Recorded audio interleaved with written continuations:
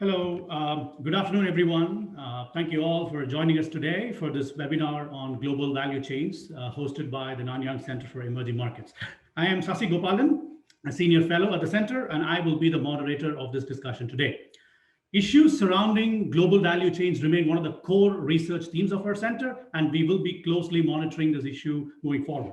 So, before we dive in, just a few minutes setting the larger context. As you all know, international trade and global value chains have been significantly disrupted over the last couple of years. It started with the US-China trade war and then got compounded because of the COVID pandemic. Now, these shocks also exposed the vulnerabilities of GVCs in the region, largely because of concentration risks, which in this case was about China centricity in the value chains. Now, since then, the academic and policy narrative has focused on trying to understand how countries should be building greater resilience and robustness in global value chains. Well, it's easier said than done, but there is at least a greater recognition that it's got to be done to deal with similar future shocks. In fact, some of our own research at the center showed some very early evidence, indicative evidence at best, of firms relocating production activities away from China to countries like Vietnam. Now, whether or not this will accelerate is something we got to wait and watch for the data. Now, we are entering the second year of the pandemic, and it is not at all clear if the end is in sight.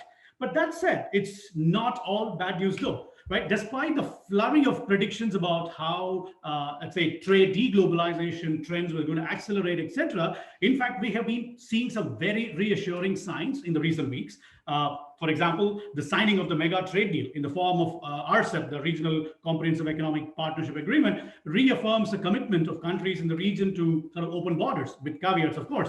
But that's a very big signal. Second, there is also an expectation, an implicit expectation at least, that the outcome of the US presidential elections would at the very least tone down the acrimony that seems to characterize the relationship between China and the US today. So given this context, what's going to be the way forward for trade and global value chains in the region? Are we going to see more reshuffling of supply chains? Are firms really going to relocate their production activities, or it's all just caught in the political rhetoric? Things, are they going to go back to how they were the pre-trade war era? Lots of interesting questions. To discuss these and more, I am pleased to welcome a wonderful panel of economists who have written extensively about these issues, and they've kindly agreed to be with us today virtually. It's my pleasure to welcome Dr. Alicia Garcia Herrero, joining us from Hong Kong. She's the chief economist at Natixis and a senior fellow at the Brussels-based European think tank Bruegel. Now, and then we have Dr. Deborah Elms, founder and executive director of Asian Trade Center here in Singapore. And finally, we have Dr. Jayant Menon. He's currently a visiting senior fellow at the IC's Yusof Ishak Institute in Singapore, following about a couple of decades of stint in the ADB as an economist. Now, thank you to all of you once again. Without further ado, let's jump right into the webinar. The format is fairly straightforward. Each of the panelists will get about 10 to 12 minutes of presentations. They will all be sharing their slides. And if you have any questions, keep popping them up in the Q&A. I'll keep track of them. And then the panelists themselves will also be able to look at your questions directly addressed to them. And we will be in a position to then consolidate and have some fruitful discussion after their presentations are over. So thank you once again. And I hope you all enjoy this webinar. Alicia, the floor is yours. Thank you. Thank you very much. Thank you, Sadidaran. It's very nice to be sharing ideas with you all on a very topical issue, as you can imagine, which is value chains. And frankly speaking, we all know that it is crucial for a place like Singapore. Very open and to the world, and where these value chains go will also determine where Singapore should be heading in terms of comparative advantage and also FDI and you name it. So I think it's very topical. Without further ado, I'm going to jump straight on the slides. I have quite a lot to tell you in very few minutes. So I was asked to kind of set the scene, show you some numbers. I hope I won't bore you too much with those. This is basically based on work we did prior to COVID. but already with the idea that things were happening. So the first thing I want to say is that it's not only COVID. Things have been changing on the value chain space for quite a few years, and that's what I'm going to show you. And it's still changing, and perhaps not exactly in the same direction as up to 2018. So, which is the data I have, but I've tried to kind of upgrade it a bit for you thereafter. So the first idea with this input-output data for as many as 79 countries, which is a very, very good data set. It's basically covering, although not at the same depth, sectoral depth as OECD data, Untact EORA, this data set that we're using, covers many more countries. And I think it's interesting because it shows those very important geographical trends and changes, which is what is going to show here, that China has become increasingly central for the global value chain. And I'll show you that in a minute. But that China centrality, and this is a bit maybe not controversial, but perhaps not intuitive. China's centrality in the value chain is less obvious in Asia. And I'm talking about the change, not the level, okay? So you will see China's increasing its role in Europe's value chain, and I won't show you that in this presentation, but we do have papers written on this, and somehow decreasing somewhat in the rest of Asia. And I'll show you in a minute. Beyond that, we also see, and this is like kind of a more recent issue, we see protectionism, trade war related, kind of changing that pattern. That pattern was China increasing its role, and although, as I said, less so in Asia. And that doesn't mean that Asia is not increasingly integrated, because it, as I will show you, it's Japan, it's even South Korea, Taiwan, ASEAN, Singapore, but as I said, not so much on, not only China. So it's regional integration, but not as dominated. Then protectionism, trade war, and the pandemic are actually changing that trend, where China was increasing its role to a less so the case. And of course, the key question is, will RCEP change what I just said? Will China continue to become more central thanks to RCEP? I don't have an answer, because of course this is all new, but I think it's something we should discuss. So China's central role.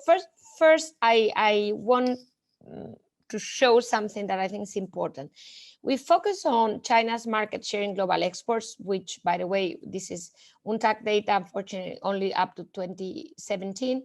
But we have our own estimate of China's global market share, which goes all the way to 13.5 in 2019, and it's probably going to be much higher in 2020. So there's a reversion, basically, in that plateauing of China's global export share.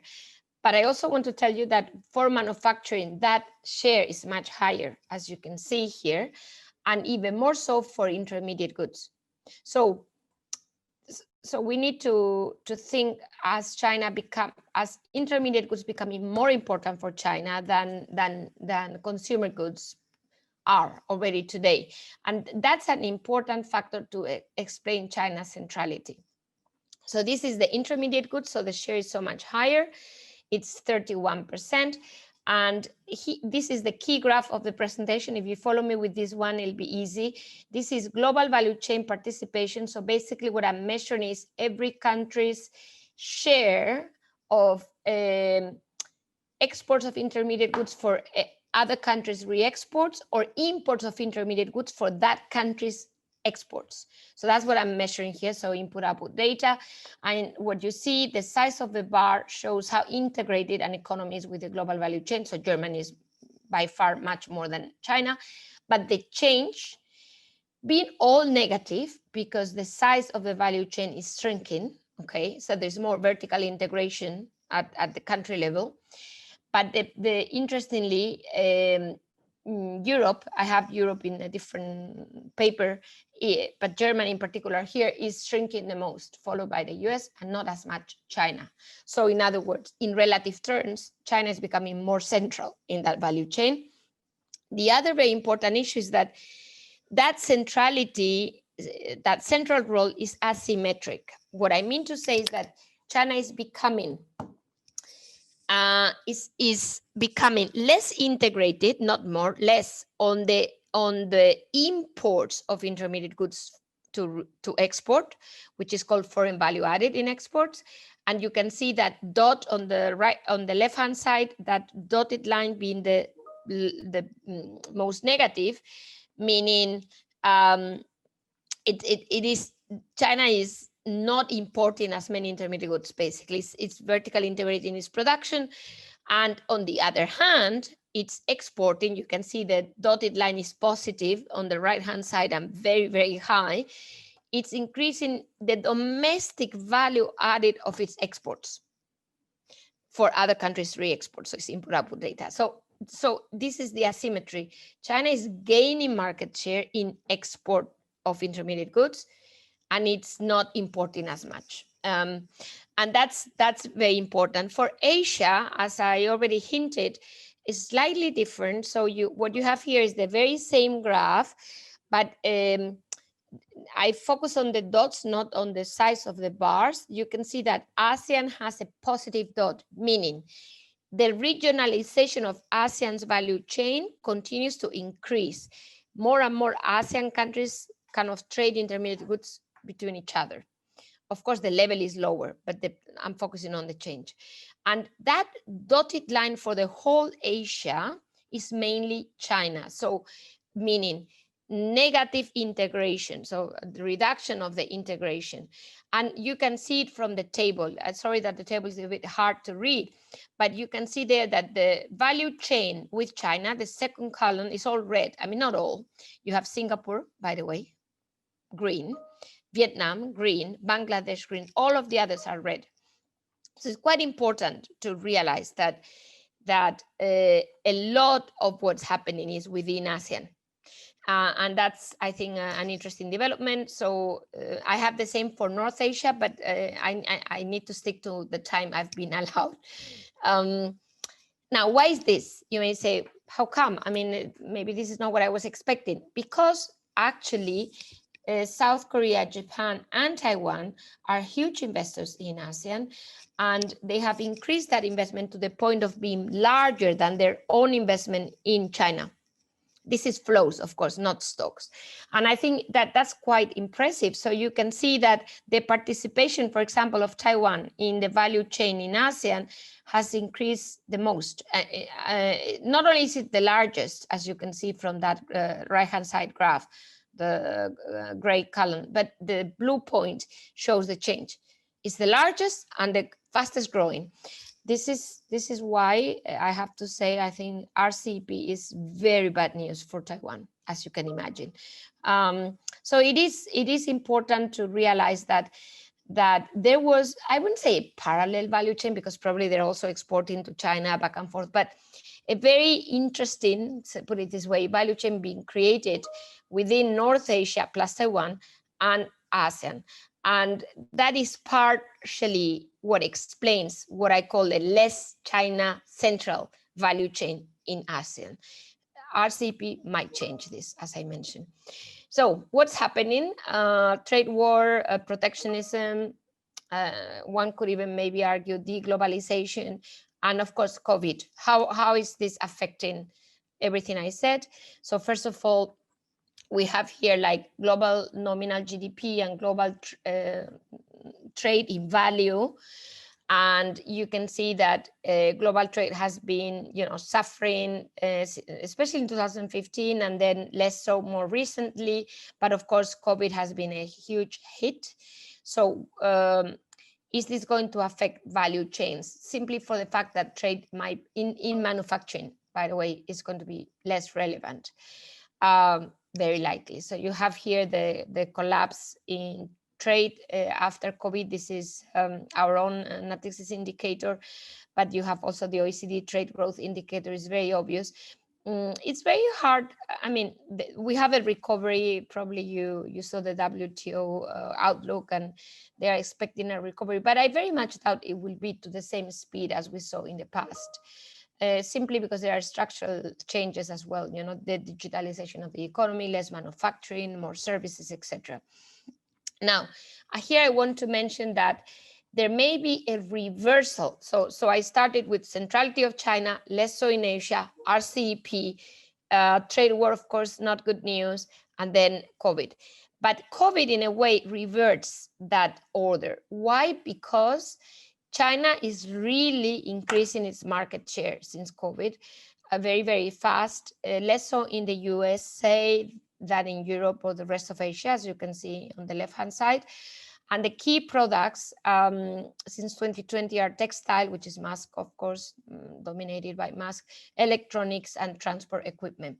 So it's somehow like because the production, I mean, the disruption of value chains outside of China has been even bigger, and you know, the China's dominance in some of the key sectors that have been driving exports, I think that might change part of the equation of what I said at the beginning, plus RCEP. So all in all, China has acquired a central role in value chains. It's not the largest in value yet, as you remember, Germany was bigger, but the change is very obvious. However, it's very asymmetric, and I think this is something important to realize, because I should link it with the dual circulation strategy. In a way, it's already there. The dual circulation is not new. China has been substituting, and I don't mean to say in a protectionist way, you could argue maybe naturally because of its higher value added, its vertical integration, but substituting imports. We see it very clearly in the data, in the input output data. So imports of intermediate goods coming down quite aggressively. The roles of North Asia in the integration of Asian trade, and especially ASEAN, cannot be underestimated. That's another point I wanted to make. And quite frankly, the question is, will RCEP change it all? And maybe for Taiwan, maybe not for South Korea and Japan, for obvious reasons. But I think it's an important thing to take into account. And then the pandemic is a huge shock for value chains. I think the idea that because of the pandemic everything will be reshored, I think is of course not possible. But in a way, it makes us think of having two options, or you know, kind of reducing the risk of excessive concentration, and thus any data on China's centrality of that value chain kind of pushes companies naturally, for economic reasons, to think of having more options. So I guess that's the key to think about reshuffling of value chains nowadays. And I leave it here. I hope I've not been too long. Thank you. Thank you very much, Alicia. That was wonderful, and that's exactly what I was hoping to hear from you in terms of data-driven presentation, setting the larger context on what's going on in terms of GVCs and reshuffling, etc. Very powerful messages. I have a couple of questions for you, but I think I will wait. I'll come back to you. I want to pick on a little more on the issue of the reshuffling of supply chains from North Asia to Southeast Asia and the asymmetry that you talked about. I want to ask you something about that, and also a little more on the dual circulation model, which is again the big thing right now from China, and then with RCEP in place, how does that reconcile? I mean, how do the two reconcile with each other? I'll come back to you, but this is a very you left a very important message. So you have said that we should expect more reshuffling down the road. So I'm going to go to Deborah right now, who works with firms directly. She has extensive knowledge of what firms on the ground have actually, how do they feel about this? How do they feel? What kind of strategies have they come up with to deal with these uncertainties and shocks? Is it something that is all people are getting confused about various concepts, but then really firms are looking at from the ground from a very different way? So Deborah, please enlighten us with how this whole thing is. What do you think has happened from the firm's perspective in terms of the value chain reconfiguration, etc.? Thank you. It's all yours. Excellent. Let me quickly share my screen here. Oh, sorry, I have way too many slides open. Here we go. share. Okay. Excellent. Delighted to be here. I don't know if you are feeling as exhausted as I was by Dr. Alicia's discussion. I thought I could spend like another half an hour at least on each one of the points that she was trying to make. So we'll see whether we connect up in this presentation. And because she mentioned RCEP, the Regional Comprehensive Economic Partnership, so many times, I think maybe what I will do is focus particularly more on RCEP to make sure that those who are listening actually have some understanding of what's in this new trade agreement. So let me just say a couple of words at the outset to describe what's happening. Obviously, you all know that we're having a changing trade picture. In part, of course, the focus for most of us is on COVID. But before COVID, we had a couple of other challenges. One of them was just a general reset of the global trade regime and global trade order. We have problems with the multilateral trading system. It hasn't been working properly for quite some time. And it's unclear how quickly it will be able to revert to normal and begin to rein in some behavior by different players, crucially the United States. Then you throw in the COVID pandemic and the lockdowns that are associated with that and the economic distress, and you have a changing picture on trade and trade flows. And you see those, the data that comes in on trade in general being updated almost daily. Singapore just released its new figures. It constantly having to revise forecasts of trade growth or trade collapse as we've gone forward. Now, the challenge, as I'm going to describe here briefly, is that if you think about the global trading system as the Titanic, it hit the iceberg. And in fact, I was arguing at the end of last year that we had hit the iceberg and we're preparing to sink. And then you can imagine what happens when you're already, you know, nose down in the water and a COVID hits, which is like a tidal wave coming over all of us. So what do you do? Well, to use my analogy and to keep pushing it forward, I would say you hope that there's another boat somewhere nearby that you can jump in to save you at least until the Titanic can be repaired. I'm hoping it doesn't sink all the way to the bottom. It's just badly damaged. But in the meantime, you need another boat. And you're hoping for the biggest, most luxurious options available to you because you don't want to be in a small leaky rowboat. You don't want to be out there with a life preserver, and you certainly don't want to just jump into the icy water all by yourself. So you're looking for some other alternative, and I'm going to suggest there's a couple of boats that are available in the region. And in particular, there's a few here in Asia. We're very fortunate to be in this part of the world that has alternatives. I'm going to talk about a couple of them. Obviously, ASEAN itself can be considered a boat of sorts that gives preferential benefits to those who are in it that you don't get if you're not in ASEAN. But there are two others that are important. One of them is the Comprehensive and Progressive Trans-Pacific Partnership, CPTPP. I'm going to skip over most of that because I think the focus should be on RCEP today. RCEP, which was signed last weekend, not yet in force. Hopefully within the next year, we will have RCEP in force. Those are two very important ocean liners. Neither one of them is quite as luxurious as the original Titanic, but both of them are big and stable and provide benefits for those individuals or those countries that have jumped into those boats. And another one which I'm just going to mention, if we're going to talk about supply chains or value chains in the region, is what the European Union is up to in the region. And there's a couple of new agreements or relatively new agreements that the Europeans have also signed that are worth paying attention to if you're in the supply chain space. So I'm going to go basically over the CPTPP. I'm just going to say this is the most luxurious ocean liner that we have. And I know Jay and I will argue about this, but CPTPP, massive agreement, 600 and something pages, every single product, every service sector, every investment area, all open for benefits in the region. And so many firms are or should be looking to use the CPTPP to help align their supply chains. Now, China, not in the CPTPP, but of course, some of you may have noticed, especially if you're a particular trade geek, that President Xi, for the first time, personally said that China would be looking at joining the CPTPP in the near future. So we'll see whether that happens or not, but at least it's interesting that it got put back on the agenda. And the question that everyone has been asking me, especially after the Biden election, is whether the US will come back to the CPTPP or not. I'm not going to talk about that now because I don't have time, but I'm happy to discuss it in the Q&A if you're curious. There will be new members joining in general next year, the UK in particular, very enthusiastic. Taiwan, which you just heard, is under severe economic distress, being out of the major boats in the region. would like to join CPTPP. It's an easier path for them than RCEP, but both of them are complicated. I'm going to skip over this one. I'm going to go straight to RCEP. So the CPTPP, let me just say sort of in recap, I have never had a problem with a firm where they come to me and I haven't found them money or found them new market access. So if you're in and around CPTPP countries, TPP, clearly the much, much more luxurious ocean liner. The less luxurious ocean liner, but the bigger boat is RCEP. So we just signed last Sunday afternoon, 15 economies here in Asia. So all 10 members of ASEAN with China, Japan, Korea, Australia, and New Zealand.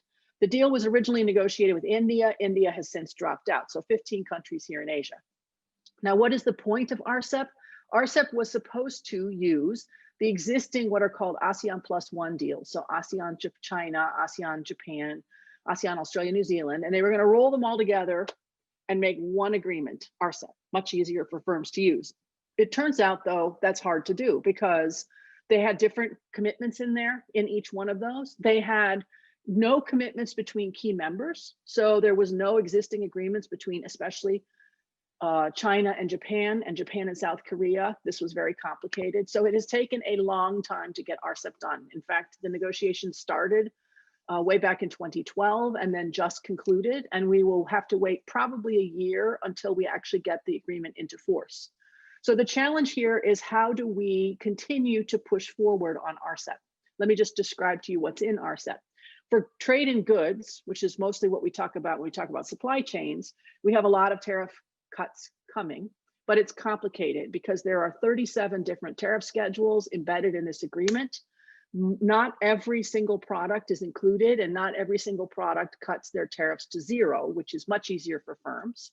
So that the tariffs concessions challenging. But what is very helpful for supply chains, and I want to highlight this particular point, is that there is one rule of origin that you need to meet now to manufacture a product and ship it across Asia, all of Asia, not just ASEAN, Asia. So what does that mean in practice? Even if you sit here in Singapore and you manufacture a product like a table or a toaster, in some hypothetical world in which you do this here in Singapore, you have a challenge using the existing ASEAN +1 agreements, or really a lot of trade agreements in the region, because each one has slightly different rules about what do you have to include for content in your table or your toaster to reach the threshold in order to use the agreement and get zero tariffs. Under RCEP, there is one rule of origin. It applies to all 15 countries. So when I manufacture a table now, as long as I include 15 countries' content, across that agreement, across that table or that toaster, I can then ship it between markets. Now, why does that matter? Because in the past, if you manufactured a table for the Korean market using ASEAN plus Korea, you might have to reconfigure the way in which you created that table in order to ship the same table to Japan because they had different content in them. Now under RCEP, you manufacture it for RCEP. You can ship it for 15 countries with, crucially, one piece of paper, one certificate of origin. All of that should facilitate trade and create easier conditions for doing trade in and around the region. That's something we haven't seen before. The fragmentation of the market has been challenging. Increasingly, after RCEP comes in and people get comfortable with it, we should see easier trade between Asia for Asia. That's a market that we really haven't seen taking off in the way that it should. It's not the CPTPP and it's not EU agreements. It has 20 different chapters.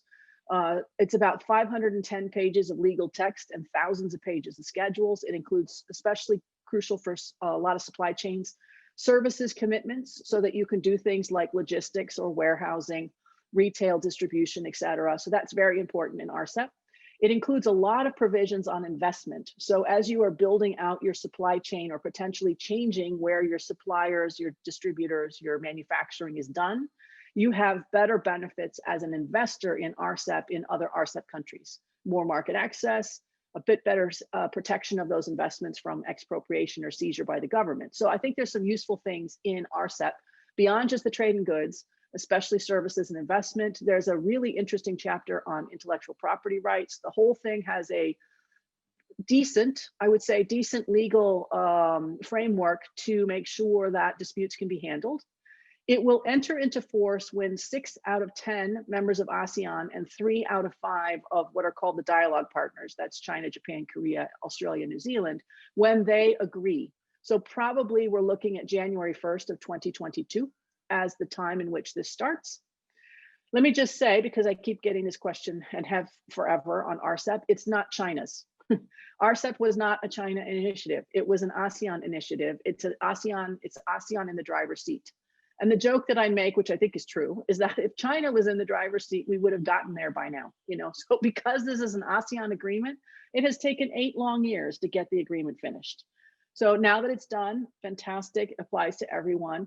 But I think if you go forward in time, it's likely, just because of the strength and the weight of these economies, that some of the focus will shift north rather than staying here in ASEAN, which I think is, we'll see how that evolves. But you can imagine, especially based on the numbers that Dr. Alicia gave, if you have greater integration in and between the Northeast Asian economies, which was never in place before. Again, there was no agreement between China and Japan, no agreement between South Korea and Japan. And the China-South Korea agreement that existed was wretched. So once you start to bring these 3 economies together, now you have some serious, economic heft and export opportunities. And let me just also say that now that we have RCEP in place, it's also a platform now for future trade and economic discussions in the region. There'll be a new RCEP secretariat.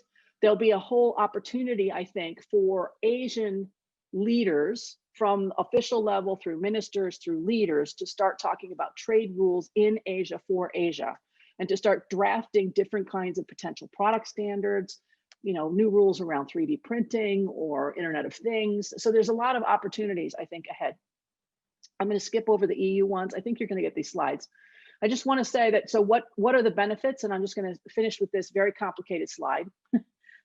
And actually, you know what? I'm not even going to do a complicated slide. Basically, what I'm going to do is just say to you, because we are running out of time and I want to make sure that my colleagues have sufficient time to speak as well, that we have a plethora of trade agreements in the region. And one of the things that they do, of course, is give you better benefits than non-members get, but it's complicated. And so what I wanted to show, if nothing else under this slide, this idea that somehow a trade agreement in and of itself will dramatically transform trade is, I think, lovely. Obviously, I work on this all day long. I care a lot about it, but it is very complicated. So firms will have to look hard and work hard to make sure that they can take advantage of the benefits that are available, because we have a lot of agreements. They do different things with different markets. And so as you try to create outcomes, you really need to be looking for, what are the other alternatives? How can I leverage a free trade agreement in particular to lower the risks and increase the certainty for my business? The more you are good at understanding the rules and how to use them, the better the benefits are for your firm. Let me just say last 2 things. One is, many firms seem to assume that since this is such a great idea, they must already be doing it. And I'm going to say to you, sadly, many of you CEOs, not true. Your firm is probably not using FTAs, and if they are using FTAs, they may not be using them correctly, and they're probably not set up to use new ones like RCEP. So some work at your firm level for thinking about how do we use, or how do we leverage or take advantage of these new FTAs can provide a real benefit for you. And at a time of incredible disruption, anything you can do to lower risk and increase certainty, I think, is to be welcomed. And so these trade agreements, and particularly these big ones like RCEP, very helpful for firms and very helpful for value chain creation and integration. I think going forward, we will continue to see more trade in Asia for Asia, which we have not seen until now. Let me stop there. Thank you very much. Great, excellent. Thank you, Deborah. That was wonderful. And I think you went into RCEP more than I thought, and it's very, very detailed, and that's fabulous. Actually, I had a lot of questions for you on RCEP. I was hoping to get back to you in the Q&A, but then you covered most of it. But I do have a couple of other questions on firms, reshoring, onshoring debate, etc. But I'll come back to you. I mean, I've Okay. noted down all these questions. I just want to make sure all the panelists have the space to finish what they want to say, and then I'm going to collate the Q&As, and I'm going to ask you some questions to all of you. So I loved your Titanic analogy, and let's hope RCEP remains one of the best boats in the region. Let me turn to Dr. Jayant right now, who has, who's going to talk to us about some interesting research he's done on the U.S.-China trade war and what it means for the supply chains in the region. Once he's done, we'll come back and revisit some of the issues that I've noted. Thanks, Dr. Jayant, all yours. Thank you very much, Sasi, and it's a pleasure for me to be here today with all of you. And Debbie is always a hard act to follow, but so is Alicia. But I guess what I'm going to try and do with you in the next 10 or so minutes is to build on what was already being said about what's going on with global value chains and so on, and focus in a bit more on what we are observing right now and trying to explain why we're observing so much disruption in the region in terms of the relocations taking place with the supply chain. And here I'll try and compare, I guess, at some level, how the US-China trade war is affecting it versus other initiatives like RCEP, for instance, and why I think trade wars have the much greater impact. Okay, so very quickly, this is the outline, but let me get right into it. Again, here, I think Alicia provided a much better overview, but let me quickly say that today, more than half of world trade is linked to global supply chains, and they are important from a development point of view because they have quite a major impact on per capita incomes compared to non-GSC trade. So 1% increase is estimated to boost per capita income by about 1%, which is about twice that of regular or non-GSC trade. It's also the backbone of ASEAN economic integration, and also the source of interdependence among most of the RCEP members. But as we've heard already, the GSC share of global trade has been falling. This is a chart I've pinched from the latest World Development Report of the World Bank. I recommend you read that if you're interested in these issues. Very interesting report. And it's been declining for a while, as we've heard Alicia explain earlier. Okay, so I think the first point to note before I get into the key issue about the trade war's impact is that GSCs are always changing, right? That's their very nature. They're born out of disruption. They're always evolving, responding to shocks, and relocating is their lifeblood. That's how they grow. And I think when you have something like a trade war, this creates a lot more disruption than the regular relocations that we expect. And now we also have COVID, but I think the trade war has a lot more to do with it, and I'll explain why in a minute. But both of them are really accelerators more than inducers.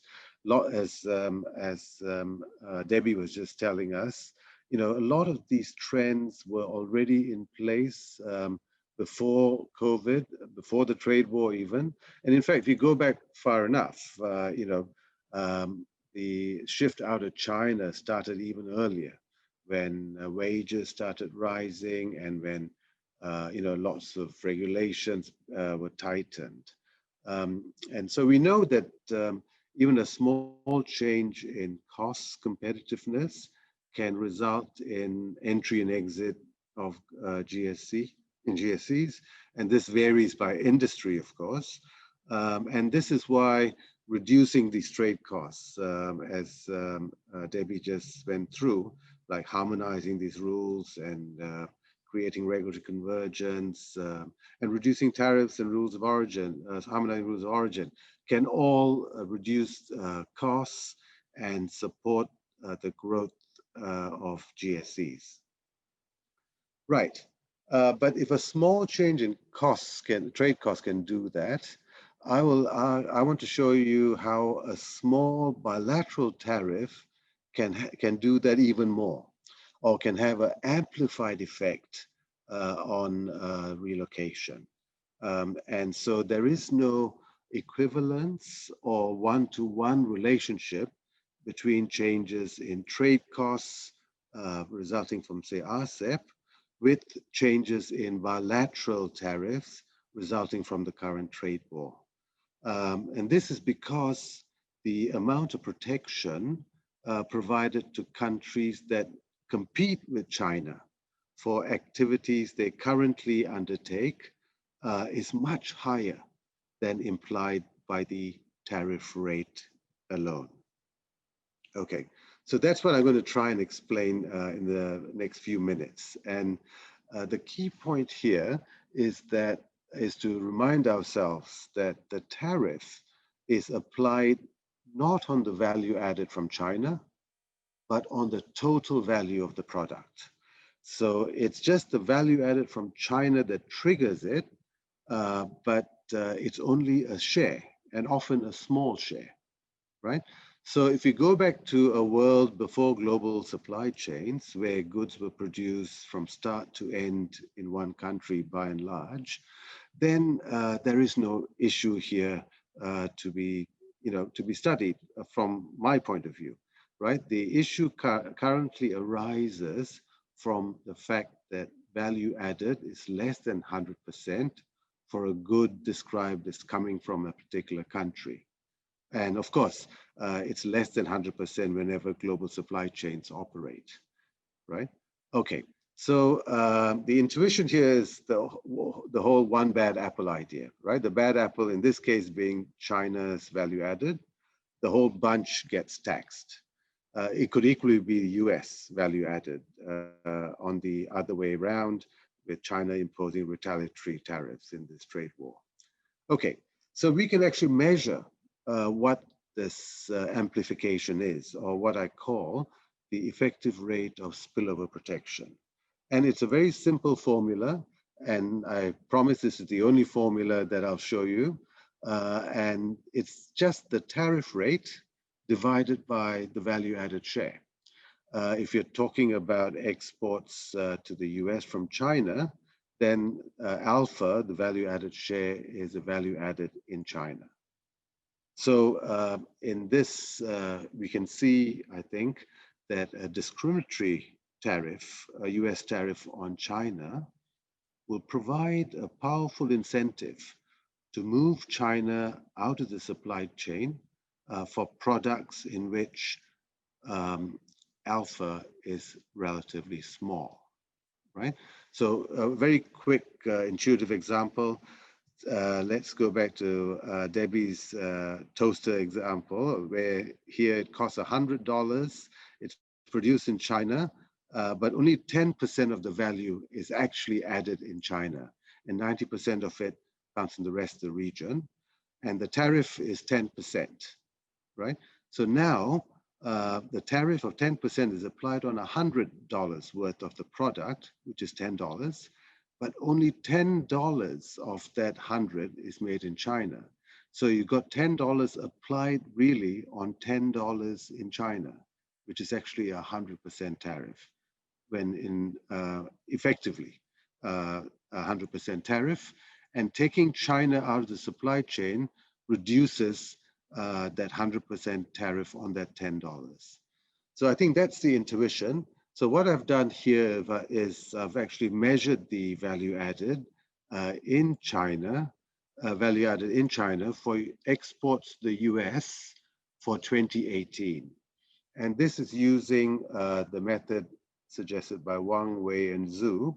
And this is where you take out the double counting that's very important in these types of flows, and of course the foreign value added and so on. I can't go into details, but I think Alicia has already also given us some numbers similar to these, and the numbers I think match up quite well. For 2018, alpha is 31%, or 30.9%, the bottom row there, which is what I want you to focus on. That's for total manufacturing.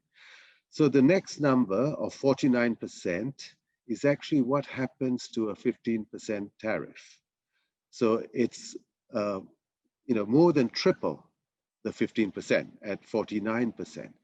Why is it more than triple? Because 1 on 0.3 is just over 3, right? So alpha here is 0.31. So 15 on 0.31 is about 49, and so on and so forth. So the important point I want to leave you with is that the tax on China is actually much higher because of supply chains where there's only a small share of it produced in China, but it triggers a tariff on 100% of that value. So effectively, in this case, the 49% effective rate means that as long as a country like Vietnam can do whatever is happening in China right now at less than 49% of the cost of doing it there, then it makes sense to shift it out of China into Vietnam and minimize costs, right? And that's for a 15% tariff. If it's a 25% tariff, then Vietnam costs can be up to 81% higher than China to justify a shift. So it doesn't have to be 25%. It's actually 81%. That's a huge buffer. And I think that's why we've seen so much relocation taking place already. Or put it differently, how a relatively small tariff can cause global supply chains to shift out of China. Okay, so keeping an eye on time, let me now quickly conclude with the key points. So I think we know that global supply chains are dynamic creatures. They're always evolving and changing, adjusting and relocating. Reducing trade costs to agreements like RCEP and ASEAN and CPTPP and so on are critical to supporting the growth and expansion of global supply chains.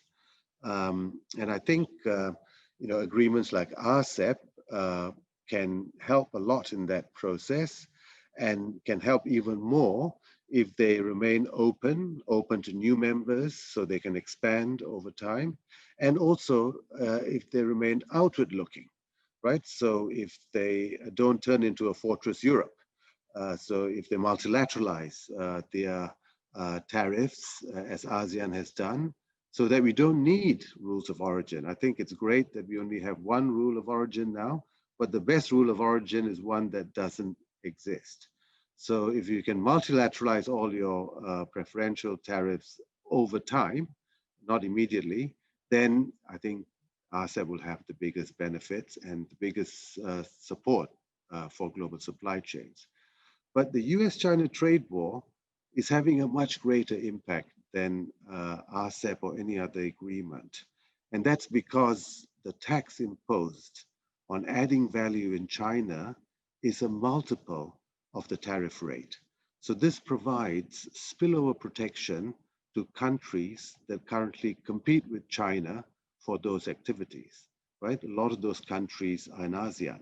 And I think the reason why we've seen the shifts out of China into many ASEAN countries, Vietnam being the most obvious example, is because of this multiplier effect that global supply chains provide when bilateral tariffs are imposed in a discriminatory way as they have in this trade war. Okay, so with that, let me stop there, Sasi, and I hope I haven't gone too much over time and turn it back to you. Thank you.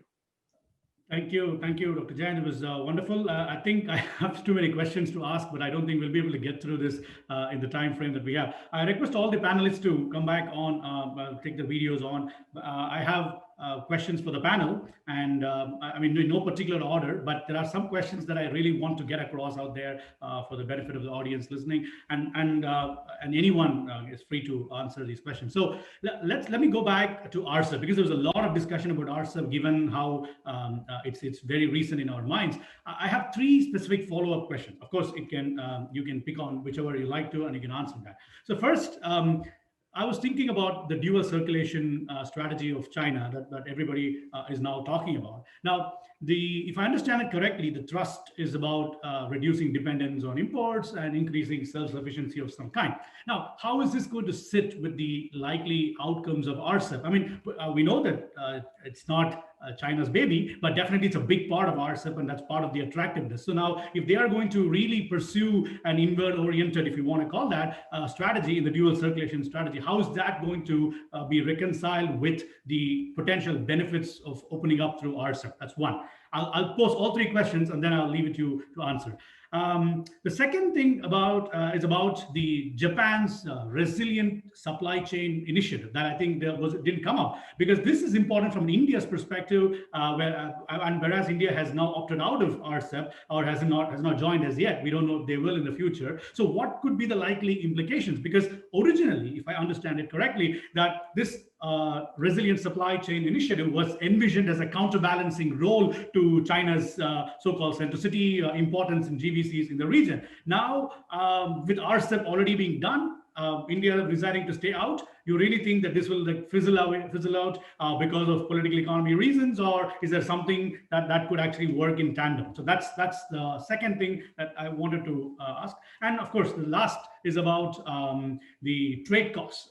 Dr. Jain mentioned a lot about the reduction of trade costs. And so from a first pass reading of RCEP, do you think it's providing a lot of scope for reduction in trade costs, and like what Deborah mentioned earlier about enhancing trade facilitation? So would that be like a game changer in the region? So these are some of the questions, at least pertaining to RCEP, that I want to first hear from the panelists. In no particular order, I'll leave it to you to decide. And then if we have time, I may have one last question for each of the panelists. Yeah. So anyone would like to go first? Okay, I mean, I'll take that one, or I'll take some of that. So, one of the things that comes out of RCEP is what happens to non-members, which I think you highlighted. There's a question in here from the Q&A box as well about what happens to non-members. And the answer is not great. And I think the numbers that Dr. Alicia showed from Taiwan illustrate some of the challenge. If you are going to be trading in Asia for the purpose of servicing final markets in Asia, which is unusual, because normally we create supply chains, or we have created a lot of our supply chains to service the US market, the European market, sometimes the Japanese market, a little bit China, but generally not in Asia for Asia. But if RCEP gets going in particular, and as the Asian economies recover faster from COVID, there are more opportunities in Asia than there used to be. And so I can imagine firms reorienting supply chains for all of the reasons that were mentioned by my panelists, also including an RCEP as an additional incentive. Then that creates real competitiveness challenges for firms that are not in Asia, that are in India, that are in the US, et cetera. So what do they do about that? Well, that's of course the question that we'll have going forward.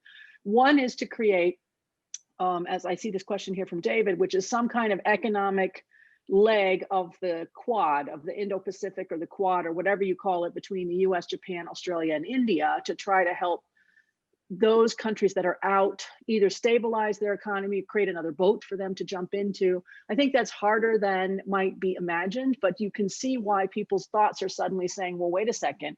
If we're out of RCEP because politically we can't be in, which would be India at the moment, or because we're not invited at the moment, US or others, what do we do? And so I think you're going to see this challenge created on non-members to figure out how do we tackle what will be competitive challenges, providing goods and services into Asia. And I think that's a problem that we will be tackling for quite a while. Great. Alicia, Jain, anything to add? Yeah, I mean, I fully agree with what Deborah just said on what to expect. Yes, I think the The key here is, as I said, there is a trend. So China is central, but trade war, and I think Jajan's work shows it very clear, is very negative. So you may as well kind of finish up elsewhere and avoid all of those tariffs. So all of that was kind of changing, reversing, as I said, the trend up to 2018, which I was showing in my slides.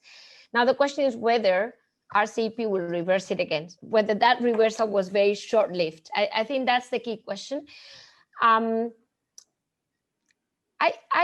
feel, I may be wrong, I don't know the details as much as Deborah for sure, but I have the impression that maybe it's a little bit blunt on what I'm going to say, but I will say it. It's as if Japan, South Korea, and China had divided ASEAN. It's like okay, we're three out here, and this is what we care for. And when you see ASEAN is a single chapter, I mean, it looks as if, whether it is, I leave it up to Deborah to decide, but it's quite important to realize who is out. Out of the investors, I mean, of course, the US, Europe, but that we know. I'm talking about an intra-regional trade deal, which is what RCEP released. Who is out? Taiwan. Among the investors. Who is out among the recipients? India. That is kind of the way I see it, very simply. Now, what can you do as a response? So, of course, those which are left out could actually, engage in, if not negotiations, at least discussions. Yeah, and in fact, we have, I mean, I've spent 4 months in Taipei, and I can tell you, I've never heard in my life more discussions on India in Taipei in my life. And this was before RCEP being signed, but of course, everybody knew it was likely to come. So that's one thing. On top of that, something that I never expected, Europe itself is talking about CPTPP or other options with or without the US. So I think everybody's kind of hovering around that RCEP and trying to find where to jump into, as Deborah was saying, the market after COVID-19, or the most obvious market.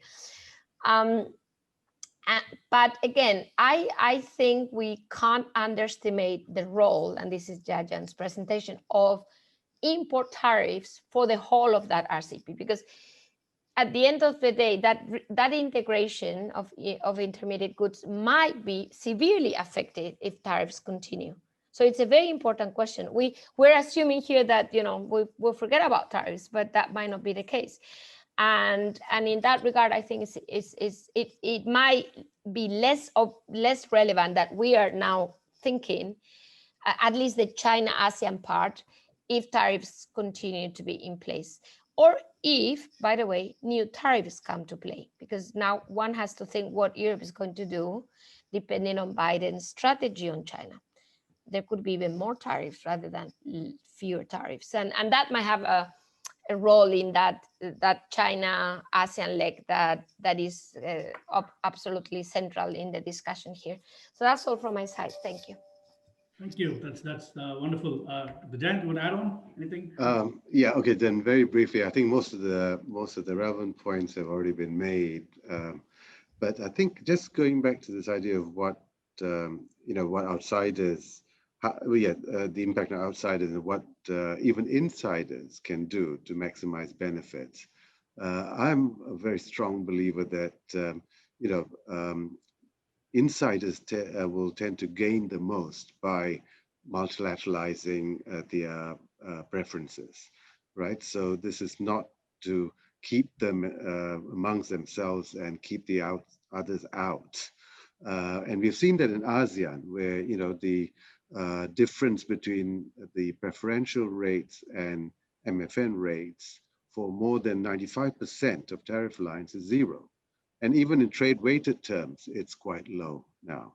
So it's possible, it's been done by a large number of the members of this group, and RCEP can do the same for tariffs.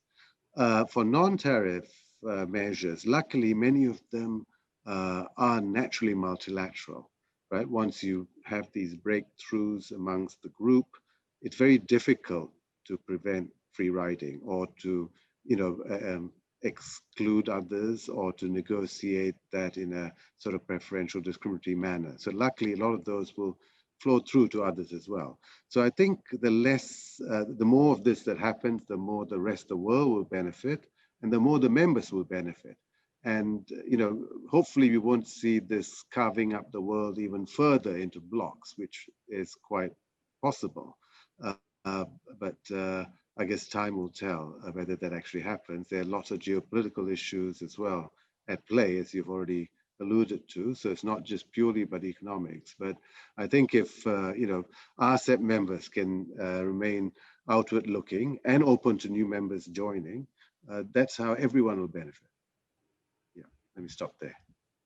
Great. I mean, the questions keep coming in, but I think we are already past 3. So I'm going to ask one question to Deborah, because I think there's a lot of firm level interest in the audience, and I wanted to really get this across. And then 1 minute each to all the panelists to do some closing, like as to what the future of the global value chains look like. Deborah, you've worked a lot with firms, and there's a lot of commentary written recently as well about the China-US decoupling and how firms are trying to brace to deal with such shocks. What exactly, from firms' perspective, does resilience actually mean? I mean, it could vary from firm to firm. To me, reshoring doesn't really fit that definition. I mean, and diversifying away from China broadly fits the idea of developing a robust supply chain. But I would imagine that logistics of shifting bases aren't so easy as it sounds, and so in your interaction with the firms, I mean, it also goes to a little bit of what Jayant had alluded to, saying to me the idea that you would just close production and then go restart somewhere else, it imposes a significant cost. It's a prohibitive cost. So are you, from your interaction with the firms on the ground, what exactly does resilience or robustness of supply chains mean to you? And what do you think, how do you think that they are tackling these issues? So every firm wants resilience, right? I mean, who doesn't want resilience? Who wants a brittle supply chain? So everyone is talking about it. But when you go and you actually say, great, what are you actually doing? What is your plan now that was not your plan earlier? We end up with different outcomes, right? So we end up with firms who, the original intention may have been to create double supply chains, very resilient, very flexible in that sense, but the cost is too high. So then where do we think about our risk profile? And is it across the whole of the supply chain? Is it in just critical parts and components, raw materials? If so, can we diversify those sources? And it's not just around trade war, it could be around earthquakes or typhoons, it could be around political risk in one country. And so I think the bottom line, to cut this very short, is every firm seems to have a different idea about what resilience is and what their appropriate strategies are to tackle that resilience. But what I find at the end, a lot of firms are doing nothing. They're thinking about doing something, they're planning to do something, and they are prepared to do something soon. But they haven't actually sort of pulled any particular triggers because they're waiting. They were waiting for US elections. They're waiting for COVID to settle down. They're waiting to see what happens in 2021. So we see a lot of firms thinking, a lot of firms scrambled thinking, and then action maybe coming soon, or maybe we never see a lot of action. Maybe they go, you know what, we did the work, and at the end of the day, it's too bloody expensive and we have no money. So it is what it is. That's very insightful. Right, I think I'm going to have to wind up, given that we're already 3:05 right now. Let me throw one question, which I think everybody's been on everybody's minds, about the U.S. election outcomes and how it's going to affect. It's very futuristic, but it's also a very relevant question. So kind of, I'll try and ask all of you to kind of connect whatever you've said so far to what you see as a likely way forward for the region, and what you think is going to be the next administration's attitude towards, are they going to chart a different course on trade? It's a feeling, it's an expectation that things will be different, and somehow and magically we are going to be we're going to go back to the pre-Trump era of disruption. Get away from disruption. So the question is that is it actually the case, and do you see it that way? So 30 seconds for all the panelists, to a minute, and then we can probably wind down. Yeah. So starting from Deborah again, and then I'll go to Alicia, and then I'll go to Jen. Yeah. So it's a mixed view. The U.S. will show up in Asia, which is, great. But then what are they going to do when they get here? Unclear. And the ability of a Biden administration to unwind everything that Trump did is not great. So there will still be tariffs. There could potentially be more tariffs. Depends on where they are. But the idea that somehow we reset back to 2015, I think, is delusional for everyone. It's not going to happen. No matter who won the election, we're not going back to 2015. So now the question is, what do we have next? And I think it's going to be unsettled for a period of time, especially inside the United States, as they try to reset domestically before they figure out what they want outside with the rest of the world.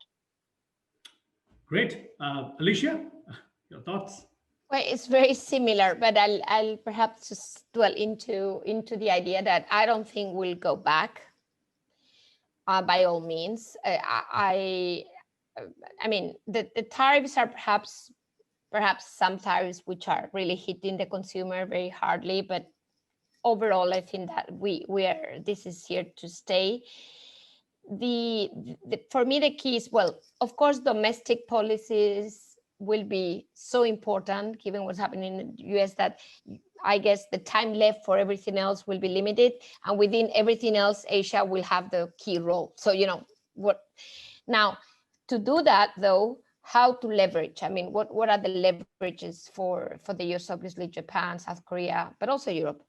So I think we need to think of how Biden is going to work on those two fronts, yeah, and for Asia, meaning can Biden bring Europe to Asia, for example, and that would be very convincing in terms of what you bring, in terms of size of the market, etc.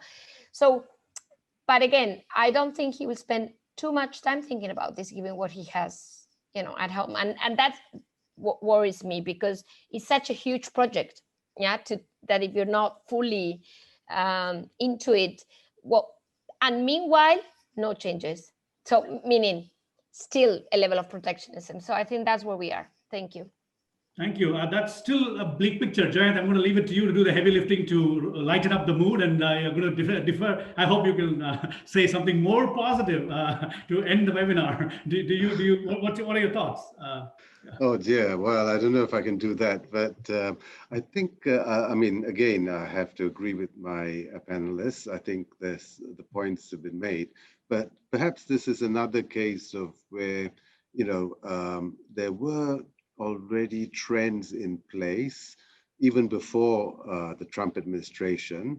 The US influence in this region, dare I say it, was waning already, not necessarily because of their diminishing role, but because countries in this region were rising, right? So this is some sense one case was zero-sum game, right? Yeah. So that was happening.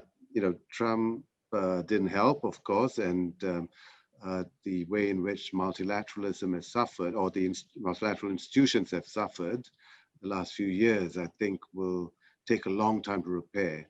As to how President-elect Biden will change things, well, I think it can't get any worse. That's probably the most positive thing I can say.